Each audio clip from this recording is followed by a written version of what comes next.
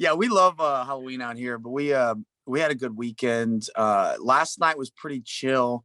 Just went to like a friend's house and I wear like three different costumes throughout the weekend. Like I like to have a different one every day Oh yeah. for all the different events just because I love dressing up. I love just like being goofy and being in character. And then of course watching all the just like old 1980s like really cheesy but awesome like horror flicks on Shudder. Like that's like my favorite thing to do. Know what love means, and it's killing me. We're colliding, losing hope. Can we make it further on our own? We keep colliding and we're losing hope on a one-way street going down a broken road. Hey guys, I'm Alicia. Welcome back to my channel. I am super excited about today's very special guest. He is the drummer turned frontman of the band that brought us one of my favorite albums of 2022. That album is, of course, Spirits. Joining me today is Mr. Jonny Hawkins of the band Nothing More. Hello. Hello. How was your Halloween?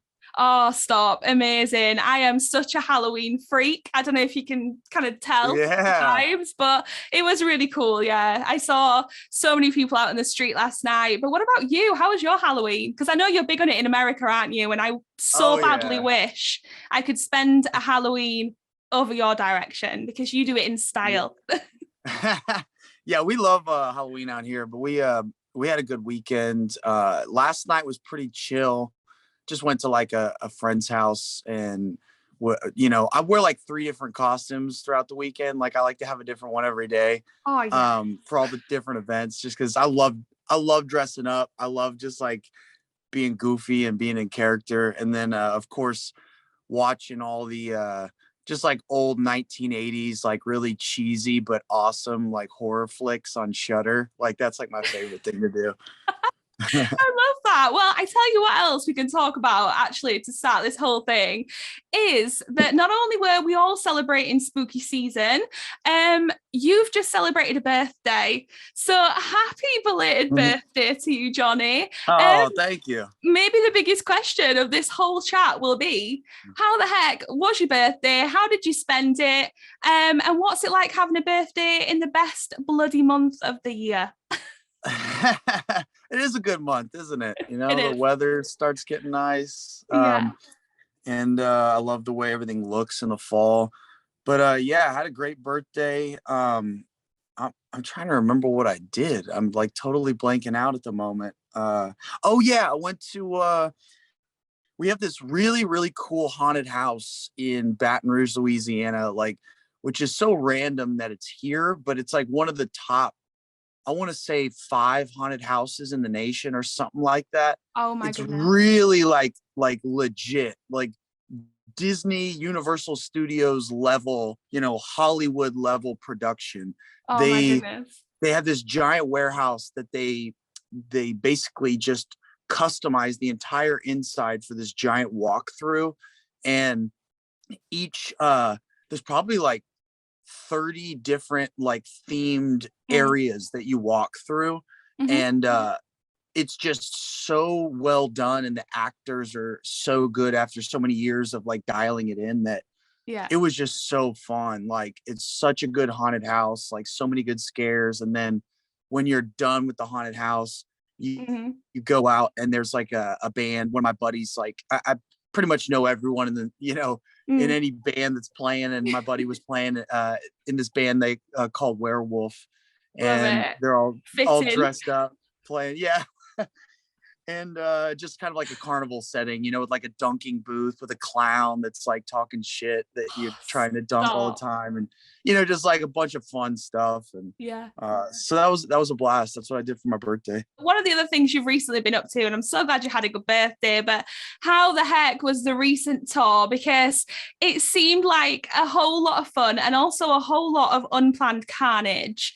I can imagine, after 9 weeks out on the road, first of all, the before we get into it all, how are you feeling now that it's kind of done for a minute, just for a moment, I'm sure, but, mixed emotions maybe, what's it like when you come off a bit of an extensive run of dates? Well, I always have like a list of injuries of things that hurt that didn't hurt before the tour. Yeah.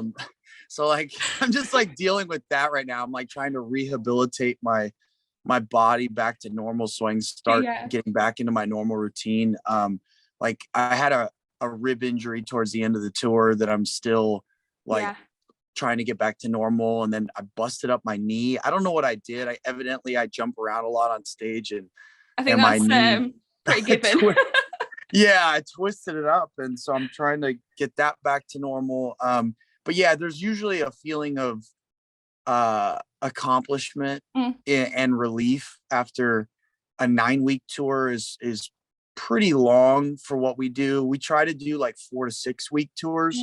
Because 9 weeks, you just kind of start getting beat down. It's just every night, the adrenaline and the dopamine and like everything, and the caffeine and the alcohol and just all of it, night after night after night, like it starts wearing on you. So I'm kind of just in recovery mode the first week or two. And but it was such a good tour. I mean, it was the perfect tour to go into Halloween too. Speaking of all the spooky season, we had In This Moment, who is notoriously very thematic and like theatrical, a lot of costumes. And then Sleep Token, they're a band that from the UK that wears masks and kind of has that spooky mysterious vibe. And then then we had our album's called Spirits, it's coming out. So and then the Cherry Bombs opened up the whole show, and so everything was just kind of like perfect for the season of Halloween. Oh, of course. But, I was going to ask you about the rib injury because I saw it all over social media. I also saw about the bear incident as well, which is very unfortunate. What happened? For anybody who might have missed this news, do you want to just fill us in on that? Because that's just like, you can't plan for that in a million years, can you really? And what made it even crazier is that just like if the context leading up to this was that every day on this tour there was like a mini crisis is what we call it. Like it's just literally we'd start waking up every morning and going, okay, what's it going to be today? Like and no joke, it was from bus drivers like leaving the tour, buses not showing up, buses getting in wrecks, people getting sick, people dying back home, so people had to fly back. Like it was just something legitimately like crazy every day. Wow. And then one day we woke up and we got a text and it's like, yeah, the equipment's not here yet. So because our semi truck hit a bear on the way to Aftershock Festival. So our equipment literally didn't get to the stage until like an hour before we went on. So our crew was just freaking out and just throwing gear on stage, and we barely made it in time. R.I.P. the bear. I know. I didn't get to see it like because it was so we have 2 buses that us and the crew and then Sleep Token were in, and then we have a semi truck with all of our gear in, but the semi truck was the one that hit the bear. But I know some people will be like, oh, poor bear, but me personally, I'm like, fuck bears, man. Bears are like the most ruthless things in nature. Like, of course, if you raised a bear and he's sweet, that's different, but the ones out in nature, they're pretty brutal in how they kill a lot of other animals. So when I see get hit by a semi truck, I'm like, What a crazy, crazy story, situation. And yeah, you've had to tackle weather and all sorts of stuff. But, what an amazing time you must have had, though. Like you say, on the road with In This Moment, Sleep Token, great band as well. Love Sleep Token. I want to know for you, though, like in those moments that are unplanned, there are also moments of nothingness on the road. Yeah. Obviously, the thing that you go on the road for is to enjoy the shows and see the fans and, give them a show. So I wondered for you, especially when things go wrong, I can imagine that can sometimes be a bit of a vibe killer and a bit gutting after a while. You think, oh, again. How do you keep your morale up? How do you keep your energy levels up in those in-between moments on the road? You know, what do you do after all these years of experience? Yeah, I mean, there's, when it's one thing when our morale goes down, but it's another when the entire crew, like their morale is down. Like you almost feel bad because they're the ones that really carry the weight of making sure the show happens. And so we will sometimes spend money, like the band money, to just take the crew out, like, I don't know, for dinner and drinks and like to a fun place so everybody can kind of just get their mind off of how rough the last few days were. But we also, for us personally, like in the band, we, I don't know, a lot of it, you just kind of have to vent on stage. You have to kind of use that hour that you have to really pour out all the frustration and all the challenges that people aren't seeing behind the scenes in that moment. And a lot of times that gives you a kind of a fire, or at least it does for me, where I just turn it into, like it kind of a passion and an anger. And sometimes like our manager, said that I performed best when I was like a little bit angry, and I noticed that. Yeah, your stage shows are wild. I know that everybody talks about, like, one of the key parts of your show is like the theatrics, the visual, the body pain, the drumming on the actual audience. You don't wear any shoes. It's absolutely chaos. But one of the things I have to ask you about, and I'm sure you get asked about it a lot, is the scorpion tail, because I still see to this day people on social media, literally, especially after Aftershock, saying, what the hell is this that this guy is playing? Like, what is this thing? And I wondered for you, like, what is it like on there? Is it as fun as it seems? And is it as easy to use as you make it look? I have to know. Yeah, I mean, I definitely have gotten the hang of it down now, like riding it. It's like a little fun carnival ride at this point for me, but it's just like it to play it. Yeah, it's not too complicated to play it. It's really the main guts of it are 2 levers and 2 giant buttons. And it's insane. We made it more complicated, and then we just kind of simplified it because that's kind of all I ended up really gravitating towards it. And what they are is like, one lever is basically pitching up the guitar and the bass. So when Dan and Mark hit a chord, I just can like turn both of their chords, up an octave. Then the other lever goes down an octave, right? And then the other 2 buttons are just like stuttering. So it's a fun giant effects controller. It got some hate online. People thought it was how people online are. They just, of course, not shocked. They jump to conclusions. with don't even know what they're talking about, and they act like they do. It's pretty funny, but they were like, it's just a prop, and it's like no, it's actually it does giant something. Effects controller. Like, our bass player built it from scratch, and so it's a fun little device. One of the things I want to compliment your band on is that you really do bring that show. So for people who pay for tickets, especially like these days, because tickets have gone up, haven't they, like everything has in the world, and when people do invest their hard-earned money on shows, they want to see a show. And what I love about you guys is you never disappoint, and you do give the audience something as memorable as the music, which is the stage show. And that's one of the big parts of your band, I think, that just really makes it great. But I want to move on, because we're literally, we could talk about this forever, really. I love hearing about live shows and stuff. But the album is out now. It's called Spirits. It's absolutely killer. Honestly, right, I want to congratulate you and all the guys through you on this incredible record, because I really do think that you guys are just on the up every single time.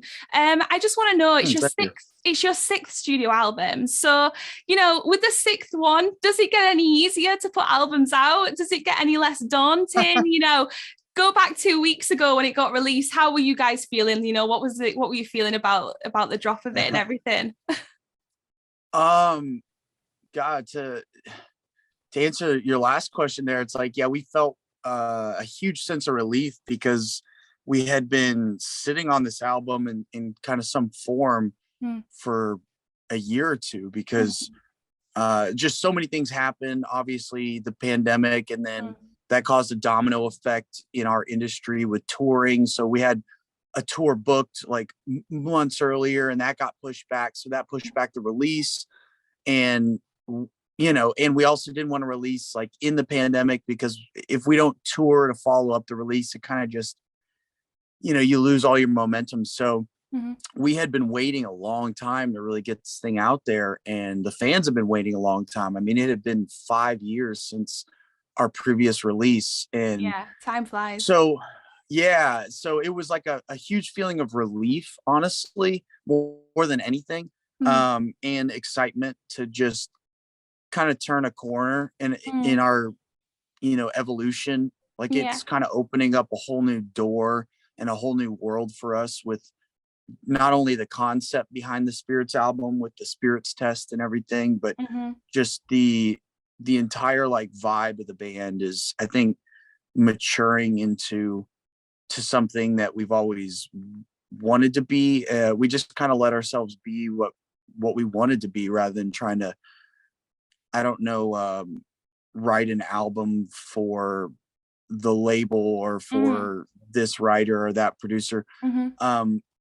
But in regards to your first part of the question, no, it doesn't get easier putting on an album. Like, certain things get easier, like, the actual baseline skills, like, actually singing or actually recording, like that part of the process, the nuts and bolts get easier because you get more proficient at what you do. But the actual the creative side and what you actually write, that in some ways it gets more difficult, because we're always looking at our previous bodies of work and going, how do we not cross over into the same territory and deliver the same thing? And then how do we also not go too far out of bounds from the core of what Nothing More is, and people who fell in love with Nothing More, like, not feeling disconnected. And that's always the fine line you have to walk, I think, to put out good art. Yeah, of course. And, I think, like you say, there is an evolution there, but it's very much like received so well from the people who have been with you guys through it all, really, because you've been a band for a long time, and like I say, sixth album in. The last album as well was so successful and got you the 3 Grammy nominations, which is absolutely out of this world, insane, amazing. Do you feel pressure with that next release after that? Were you feeling any pressure? Because I can imagine not maybe on yourselves, but other people might put pressure on you or something. Or is it just a case of you're just going to go with the flow? You're just going to roll with whatever happens, you just hope that people receive it well, obviously. Yeah. I mean, there's always pressure. I guess it's just a matter of how much you let yourself focus on it. Yeah. Because, I mean, I definitely have my own internal pressure that has nothing to do with anyone else. Like, I really put pressure on myself just to live up to the, what I view as, my own standards of like what the next album should be. And this album, I definitely put a lot more pressure on myself, because I self-produced and mixed most of this album. I had some help with our manager Will and some other people that I had worked with on different things, but so I carried a lot of the weight of this one, and I don't think we're going to make the next album like that again, because it was just too much pressure. And I was trying to wear too many hats, and it also caused the album to take too long to be finished. But basically, there's always pressure. It's just how much you let yourself feel. And I think at the end of the day, though, once we're really done with it and everything's exactly how we want it to be, and we put it out into the world, I usually I usually feel a sense of confidence in what I've done because I've put so much blood, sweat, and tears into it. Yeah. And there's always going to be the people that don't like it, you know, and they're always going to say, I missed the first album, you know, like that's just any band that's ever Yeah. been around has experienced that. So I Yeah. remind myself of that. Mm. And there's going to be haters and there's going to Yeah. be, it's just part of it. But But it's not about them. overwhelmingly, It's not for them. right. Yeah, overwhelmingly, it's gotten a good response from our fan base. I mean, there are Yeah. people who don't like it or like the last album or the Mm. first album much more, but most people who have given it an honest chance, like listen to it like fully, Yeah. seem to be responding really well. So Yeah. I'm happy. I'm so honestly, I'm so pleased for you with this release because I genuinely think it's incredible. And some of my favorite songs have come off this album, like Best Times. I'm all for it. That key change as well. I like it gives me life. It's so cool. But I've been playing it on my show, and I made the album the weekend of its release my pick of the week on my show. And what my pick of the week is all about is I'll never pick a single. It's always got to be an album or an EP because in my head, I feel like in this digital age that we live in with Spotify and everything, as great as that stuff is, we lose that art of albums. And one of the things I love about Nothing More is that you're keeping albums alive and well because it is an art form, like you say, it is a work of art, and it really is something that we need to hold on to, is like having a collective piece of work, isn't it? You know, I know that's something that's quite important to you guys as a band. Yeah, it's a different thing in the sense that, you know, there's bands that just do really well in a single format in the sense that they write songs that are just really digestible and quick and easy and they go down smooth. And that's totally fine. But when you listen to like their whole album, it's kind of not, it doesn't have that meat and that depth. And then we're a band where, yeah, we have singles and we have some songs that might catch somebody's attention, but we've noticed that when people listen to our entire album, like as a whole, like from it's a different experience. And they actually, even people who are commenting on the first few singles we released, they were like they were kind of worried like that they weren't going to like this album. And then they listened to the whole thing in context and they had an entirely different impression, which I think just goes to prove that there's just different types of art and there's different forms of art, and context is important with an album band. I think we're more of an album band, you know, and there's other bands like that too, that we grew up listening to that you listen to the whole thing and it's a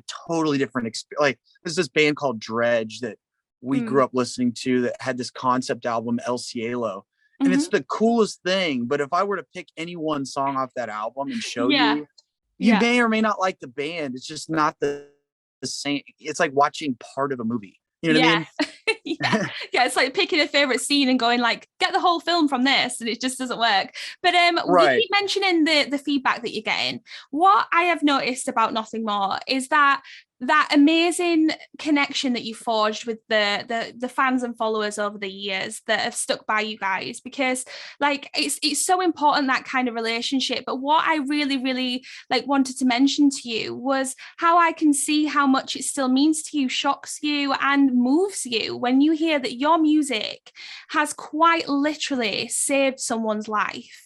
Like stuff like that. How do you guys as a band even begin to process that kind of feedback that your music is saving people? You know, how is that? How do you go about hearing those kind of things? And does it encourage you to just keep pushing, being transparent, being truthful with your lyrics and everything? Yeah, I mean, it's definitely an encouraging thing to experience. You know, it does make a lot of the hard work worth it. I just posted a video like a few days ago, and I don't usually do videos like that, but I was just kind of sharing some of the stories and things I had experienced with people telling me, you know, what the music had meant and how it had changed their life or helped them in a really crucial moment. And so, I mean, I think that stuff's really special and really cool because that is something that music was for me growing up. You know, I had these really important moments in my life where music bridged the gap in my soul between something that was void or missing, and just gave me that strength, or that inner resolve to get through a situation, or to grow in some aspect of myself. So to be a part of that on the other side is pretty cool. I always think of it like there's people who make medicine in a sense, and I feel like that's kind of like what we do. There's different forms of art, and there's different forms of medicine, and I feel like we're just making like medicine that goes down psychologically with music. It just that's how you ingest it, and it's kind of got its own like effect, and it's really cool. It's really magical. It's like, it's not, you don't see it, but it's happening. It's going into your brain. It's pretty weird. That's what music is, isn't it? It's just, there's no other word to describe it, because like you say, it is. It's like magic, isn't it? When you find a band that you love, or you find a song that kind of strikes a chord with you, it just stay with you forever. And that's what we're all in it for. We all love music. And I can imagine for you as a musician and as a band, it's the ultimate, isn't it? To just have anybody, just even if it's one person, but it's more than one, but just to even have one person give you that amazing feedback to say, listen, I've listened to what you've made and it has helped me, or I've resonated with that and I don't feel alone, and things like that. I can imagine that's just, that's what you do it for, isn't it? And to have that feedback must be so beautiful. Oh yeah. It's crazy. It's like, it's just, it's very encouraging when there's been like rough times and periods of dry spells when it's like, I didn't even know we were going to finish this album. Like, I wasn't even that excited about it for a while. Didn't feel the spark, and I didn't feel the feelings you need to feel to make a good album, and so I was kind of worried for a little while. So when I like pushed through and just dug in deep and like got through it, and you look at the end of it and you see what it did in the real world, and people saying some of these things, it's like, okay, wow, it was like some of that hard work and whatever was worth it. So it's pretty cool. Do you remember that? Do you remember that moment for you then, when you felt that switch in maybe your headspace or whatever, to just, like you say, keep pushing, moving forward? What in the end did that for you? Because some people might say it'd be very easy to kind of give up and move on, and maybe miss this album for a minute and like leave it there and unfinished. What was that moment for you that did make you push on? Do you remember?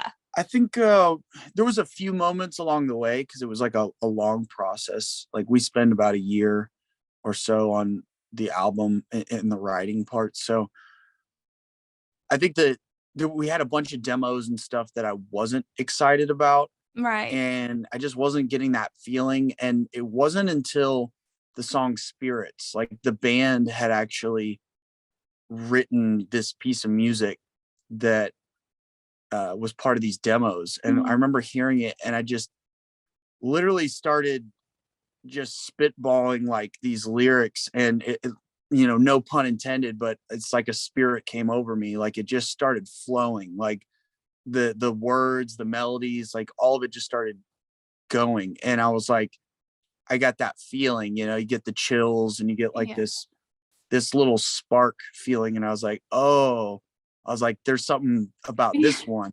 And then that's when I was like, that's what I needed. I needed that little feeling to go, oh, this is what the new album is going to sound like. It's like this one, because the other ones, I was just like, throw them in the trash. Nothing's exciting about them. It's like, whatever. So that established the vibe and kind of the direction for the rest of the album. And then all the other songs started kind of falling in line. Yeah, I'm so happy that, you got there in the end, because it really is worth all of, like you say, the hard work, because it's a stunning release. It really is. Congratulations again. Thank you. I love hearing that. So thank you so much. I really do love it, honestly. And, I just want to talk to you really quickly about that writing process and being a lyricist, because I obviously have listened to the record start to finish, and you know, you are very transparent sometimes and very honest, especially on social media anyway, when you explain what songs are about, you know, where the lyrics came from, maybe from your like experiences in life, your thoughts, your feelings, recent things that have happened to you. So I just wondered if your writing process, whether you found it therapeutic or whether it's quite a daunting task, because you're essentially opening up a little piece of you and laying it out there for people to hear. You know, what is that really like for you as a musician, as a lyricist, you know, to have to do that? Yeah. I mean, there's a mix of feelings when it comes to that, because I think I'm naturally probably pretty equipped to be in this kind of role, because I've always been pretty open and unashamed about just like, I don't know, deeper things, or even like strange aspects of being a human, or things people don't want to talk about. Like I've always felt more comfortable than the average person to dive into those things or talk about them when everyone else in the room is like feeling uncomfortable talking about it. Because in my mind, I just feel like there's just so many things that are left unsaid that everyone feels in some degree. Like we're all experiencing XYZ or feeling XYZ, but we are afraid to discuss it or to dive into it because like the landscape of words is kind of a minefield. Especially nowadays. I mean, it's like you can say the wrong thing and it seems like the tides can turn against you, right? So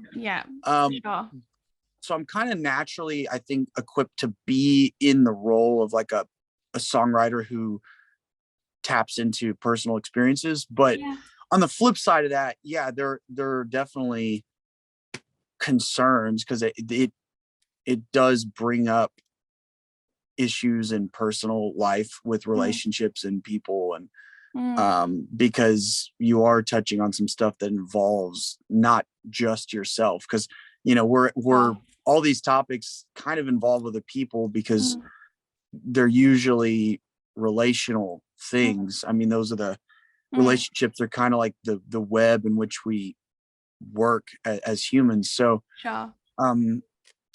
does that answer your question? I don't know. It does. It just, I think, like you say, it's probably, you know, it's second nature to you then. That's what you're saying. And it's something that you don't feel, like you say, you know, ashamed to do. And that's amazing. And I think that's helping other people as well. And that's, you know, why we want people like you in this world. You know, you're the voice for many who don't feel like they have one. So that's really, really nice. And I've got to move on because we're running out of time. But the album is out now once again, Spirits. Please go and stream it, check it out, buy it, download it, however it is you like to listen to music. Please go and do that. And moving on just quickly to maybe future plans. You teased online on Nothing More socials that there might be some more headline shows coming to support the release of the record. Is this the case? What can you tell us about for future stuff that's to come?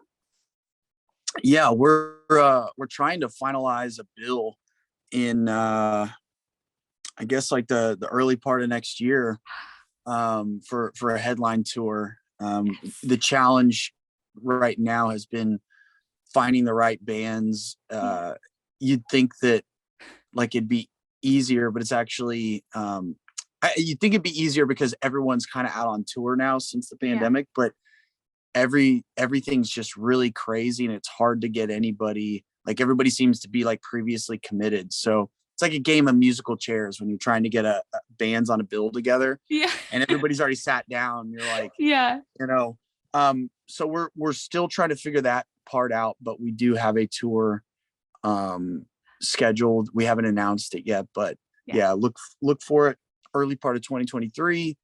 And we're very excited about that because this last tour was just so incredible night after night that just the thought of coming back and doing a headline and getting to play more of the new album and stuff is going to be really exciting. Oh, Jonny, I'm so excited, and hopefully you come this direction so I can finally check you guys out live, because I really, really want to, and I especially want to see this album in its all its glory. So that would be amazing. So yeah, we'll keep our eyes peeled for that. Well, on a final note, we've literally got, like, this is ticking me down. This is like, we've got 4 minutes. So have you got a message? Have you got a message that you would like to send out to all of your lovely, nothing more nomos, nothing more fans or followers? Have you got anything you want to say to them and maybe let them know? Yeah, like currently, we're focusing on the song "You Don't Know What Love Means." That's like our current single and our focus track. And I shared a video a few days ago, like I had mentioned earlier, where I got a little emotional talking about this experience I had with a fan who had told me some really awesome things in their life, and it so much of what they told me related to this song, "You Don't Know What Love Means." And so we were just telling our fans and listeners that if they have been impacted in any kind of way by our music, like, we love reading about it. Like, it really does invigorate us, and it's really cool to read those things. So if they hashtag it with "love means," that's like the hashtag we're using just to kind of filter through and cut out the noise, and we can find these things. We're asking people if they feel comfortable enough to share what the music's meant to them, and hashtag "love means." That's what we're doing currently. So that's a lot of fun, kind of cool. I just want to thank you so much for joining me. It really has been a pleasure, and the album is incredible. And it was truly a pleasure to meet you. And I really hope that you enjoy the rest of your day, whatever it is you are up to. Is that like a musicy room that you're in? Are you doing some more stuff? Yeah, no rest of the wicked? It's kind of a mess right now, but yeah, it's like, this is just my little writing station here, and this is like my desk. I just got some speakers and stuff. Amazing. Yeah. My microphone set up here. Love it. Yeah. So you're always working. Oh yeah, always. I got a long list at all times. But yeah, great to meet you. Thank you so much for everything. I will see you when we get to the UK. Yes, please. Have a good day. Pleasure to meet you too. Thank you so much. Nice to see you. Bye-bye. You too. Bye. Down a broken road.